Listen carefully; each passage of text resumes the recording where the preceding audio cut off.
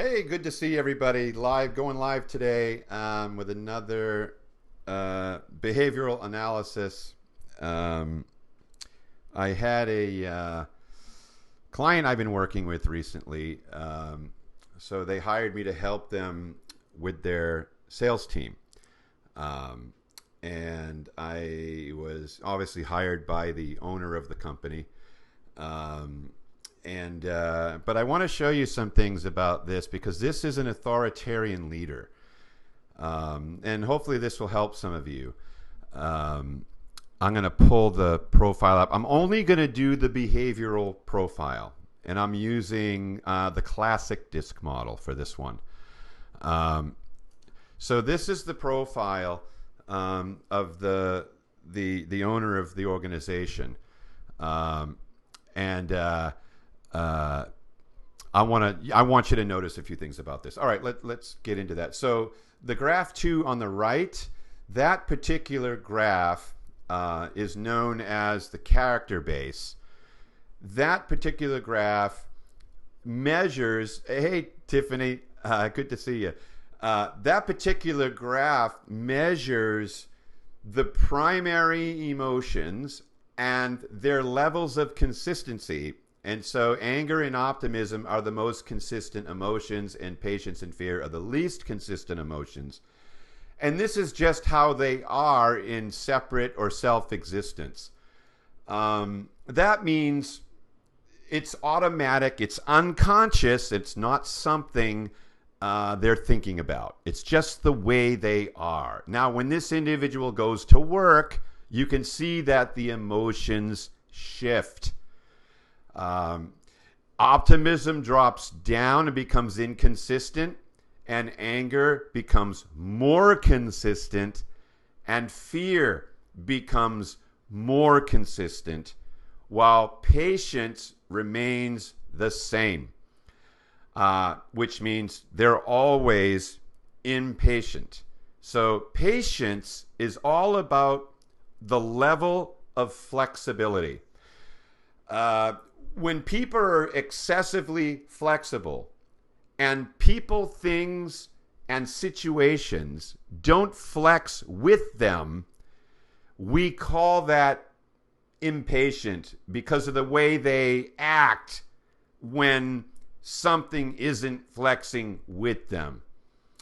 You know, the rule is that if the less patience you have, the more you will rely on your anger. That's more or less the rule. Are there exceptions? There are always exceptions. So that you just need to know that entirely. There are always exceptions. But the rules are angry people tend to be impatient people. And that's not bad. It's just the way they are. When the plane goes down, there's 60 survivors, and we need to get a fire going, or we're all going to freeze to death. You're glad they're there. Okay, so everybody has their part to play in the orchestra. So what's happening with this person, so they bring me into the organization because they got this sales team, and some people are performing, some people are not performing, some people aren't getting anything done, some people are, blah, blah, blah, blah, blah, all these different things. So my job is to come in here and assess all the brain types, to look at what kind of brain types we have, and we're going through axiological frameworks, motivational frameworks, behavioral frameworks, just to get a consensus of how people think and how they view the world and blah, blah, blah, blah, blah, blah, blah, blah. I kind of like saying blah, blah, blah. But that's what they're doing. We want to know this. Now, mind of this person, I want you to look at the graph 1. This is them in shared space, okay? Graph 1 and graph 2 have issues with each other in life, because there's a big difference between what I want in the world and what you need in the world. So if you're married, for instance, and you have one television and one remote control, and the husband wants to watch 24 because he's in the middle of that series, or Breaking Bad or something like that, and he can't wait to see what happens next in that episode. And the wife is all about fixer-uppers coming on, and I want to see, Joanna Gaines or whatever. And now what do I do? Because there's a difference between what she wants or needs and what I want and need. This is known as the human problem. Yes, it has a name. It's called the human problem. It's the dilemma that is created when differences between what I want and what you need are apparent in the shared space. The shared space can be on a team, manager-subordinate relationship, upper manager relationship, peer-to-peer relationship, partner relationship, marriage relationship, father-son, mother-son, mother-daughter, father-son-daughter. All these relationships in shared existence, in shared space, have two separate desires coming from them and coming from ourselves. What do I want versus what do you need? In any DISC or classic DISC model, even our TARP model of human behavior, you're going to get this. And the difference in graph 1 from graph 2 is representative of your solution to the difference or solving the problems between what I want versus what I think you need or what you believe you need. So that's what's happening here. So there's a difference between what the owner of the company wants and what the salespeople need. And his way of solving that problem is graph 1. Now, look at the graph and let's see what we got here. Okay, anger is an 87. What does that mean? It means it's 2 points from overextension. That means it's getting up there, which means results is the number one desire. Results. Let's take a look at optimism. Optimism is inconsistent. It's only a 38. It's consistent when it's above 50. So there's no reliance on the optimistic emotion for solving the problem that's posed because of what I want versus what you think you need. Okay? I'm not relying on optimism for helping solve that problem. What about patience? It's not in play. Okay? So inconsistent in patience. So therefore impatient, right? So I'm not relying on my patience as a product of power in my mind because your emotions are your energies. I'm not relying on any of that in an effort to solve the problem that's occurring between what I want versus what you want. All right, or what you need. I'm not relying on that. But I'm starting to rely more on my fear emotion. It's not in play. All right, it's a 48, but it's close enough when you compare it to patience and optimism. It's higher. Okay? It's higher than patience. It's higher than it's not in play, but it's in faux play. All right? It's in fake play. So it's in play enough to where it does now enter the equation. Okay? These are just nuances about all this. These things can go really, really deep. But I need you to know that. So we've got anger and fear, red and blue. And this is the orientation that the brain is making in an effort to, quote, get these salespeople to do what I need them to do or what I want them to do. All right. Now, what are the orientations? Remember TARP, taking, attracting, responding, or preserving. You know what I noticed? I have one ear like lower than the other, and it drives me nuts. So if I just set my glasses on my ears, they're like cockeyed. It's crazy. Plus, I got cockeyed eyes anyway. So it gets my attention more than it should. So hopefully it's not getting yours. So you can listen to me. Okay, let's see. Let's go back to this. So what are the orientations? TARP, taking, attracting, responding, preserving. All right, what is taking? So dominance is the taking emotion. People that are dominant see things in people as tools or a means to an end. Okay? They believe that all things of value lie outside of themselves, and if they want certain things in the world of value, they have to go take it by force. By force. Okay? So that's fully in play at 87, 2 points away from overextension, which is 89 to 100. That's the overextend. That's the danger zone. 89 to 100 is a danger zone, and this person's almost there, and I guarantee you they slip in and out of it at times. What's next? Preserving. P, that's fear, or conscientiousness, compliance, the C in the DISC model. So in the fear emotion, what is it that preserving does? What is a preservation orientation or a preservation mindset? What is that all about? It's seeing the outside world as cruel, cold, dark. So we call this melancholy.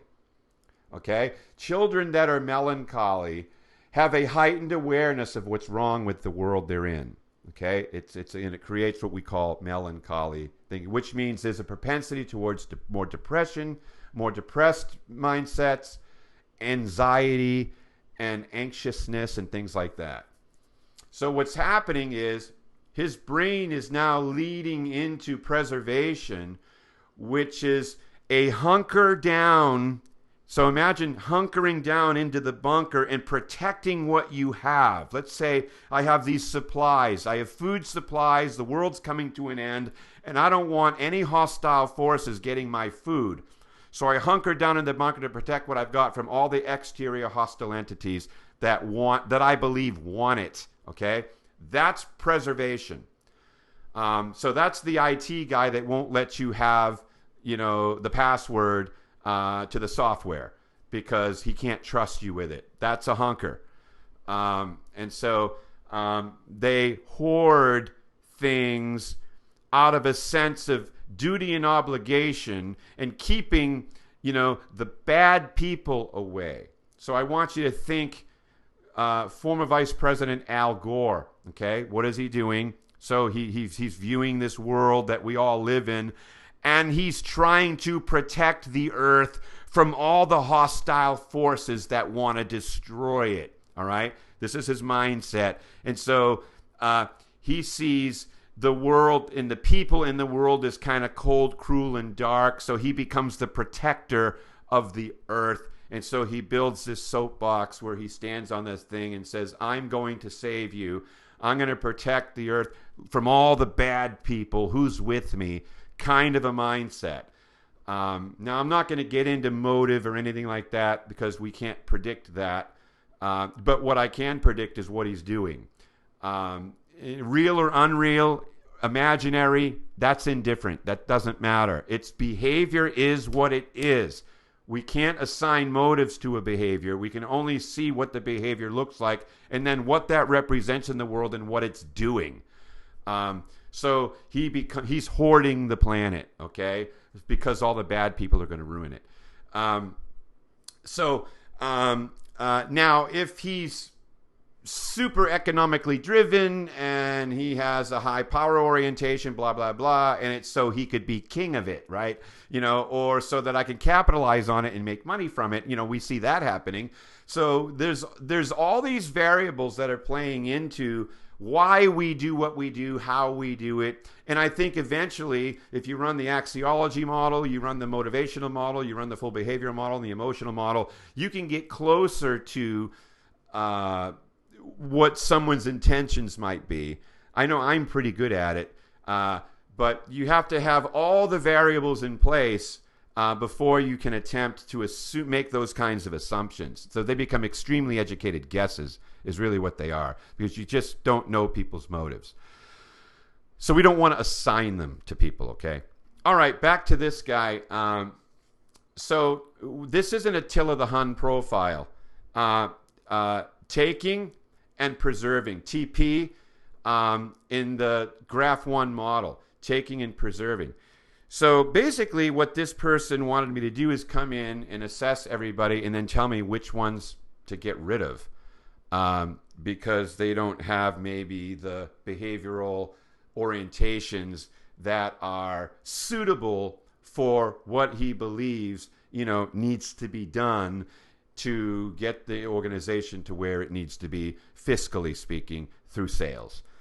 So I did a 3-week study. I interviewed all the salespeople. There was a good amount of them, all taking them through the interview, asking certain important questions, writing down all the data, taking notes on all of this, and formulating a set of patterns. Now, did I profile them? Yes, I did the axiology, I did the behavior, I did the motivation. I got all those numbers, but I wasn't even looking at those numbers at this point. Not yet. What I'm getting is what people are feeling. Okay? What are people feeling? Because that is going to determine everything. It's what people feel that causes them to be motivated or demotivated. Because how we feel will determine how we will act. Okay? How we feel determines how we act. You have a child and you're a parent, and maybe you're berating him because he hasn't cleaned his room, right? So you're berating him about cleaning the room. You need to clean. And then when he cleans the room, he goes in there, he's upset, and you're standing in the doorway doing a body block, and you're like, where the hell's my camera? So you're kind of standing like this, you get your foot tapping, you're waiting for him to make that bed, clean up those socks, this kind of a thing. And you're just, your presence is there, it's looming. How are they going to go about cleaning that room, right? And odds are good they're likely going to have to do it again. And the reason being is because they're not motivated to clean it. They're feeling coerced and forced to clean it. Are your people feeling coerced, forced? Okay? What's that happening? Marcus Buckingham talks about this. He talks about the difference between cascading goals and cascading meaning. Like, meaning is everything. Okay?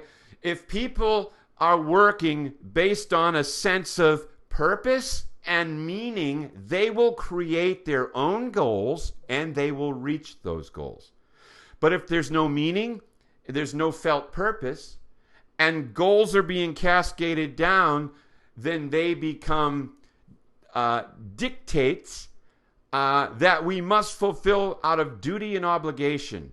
But there's no emotions in it. So we are either working in an emotional sense or we're working in a motional sense. So motions is just going through the motions, but we're lacking the emotions, right? Emotions. The emotions are the primary drivers for everything we do. Everything we do. I don't care if you're borrowing a pen, picking up a pencil, getting the mail. The emotions will determine how we will go about doing that. Now, what this individual is like naturally, sort of like the life of the party, very outgoing. He's chaotic. He thrives in chaos. He needs chaos. He doesn't want chaos. And when he has chaos, he rises to the occasion within the chaos. So he'll create chaos in the company. So after I looked at all these people, looked at the situation, I came back with my report. And my report basically said, it's not the salespeople, it's you. It's not, people, I want you to, you have to hear what I'm about to say. People will always respond to you in direct proportion to how they feel like they're being treated. Okay? People will always respond to you in direct proportion to how they, hear this, feel they are being treated. Okay? So people weren't doing what was expected of them because they were demotivated. They're demoralized, demotivated. What does that look like? Calling somebody out in front of the whole group and shaming them in front of everybody by using fear and intimidation as a motivational tool. Okay, that's what core authoritarian types do. Okay, good or bad? Very bad. Okay, but people do it, whatever. But that's what's happening. So anyway, long story short, this individual that was the owner of the organization is, for whatever reason, managing the sales team. That's a no-no. And so my recommendation is move this person out from managing the sales team, create at least a level 2 buffer system between this person and those people, and then put another person in charge of these people that's not demoralizing, but motivational, encouraging, and helpful. And so I put this whole thing together, presented the model. There was some pushback. I had to stop that within 5 minutes of this call. Stop. No. You paid me to help you. Do you want the help? Because at this rate, you're not going to get it. Not doing this. I'm not doing this. And then here's what they said to me. I hear you loud and clear. And that's what I love about dominant types. And so touche to that and him for that. So really good stuff. So now we're going to be meeting next week, putting together a plan to get these people in a position of purpose and meaning, so they can create their own shared values in that organization and then drive things forward because it's important and meaningful. And that's how we get people on board. It's just, I can't stress that enough. Whip and chair leaders are successful at some things, but they're not successful at everything. And the one thing that they really fall down on the job and is inspiring people and getting people to do things for them. I ask every client I deal with these types of issues with all the time, how in the heck did Jim Jones get 900 people to drink poison? Just ask yourself that question. And the reason being is because he believed in them more than they did. He believed in those people more than they believed in themselves. And that's how he did it. Now imagine creating an atmosphere like that with all the right motives.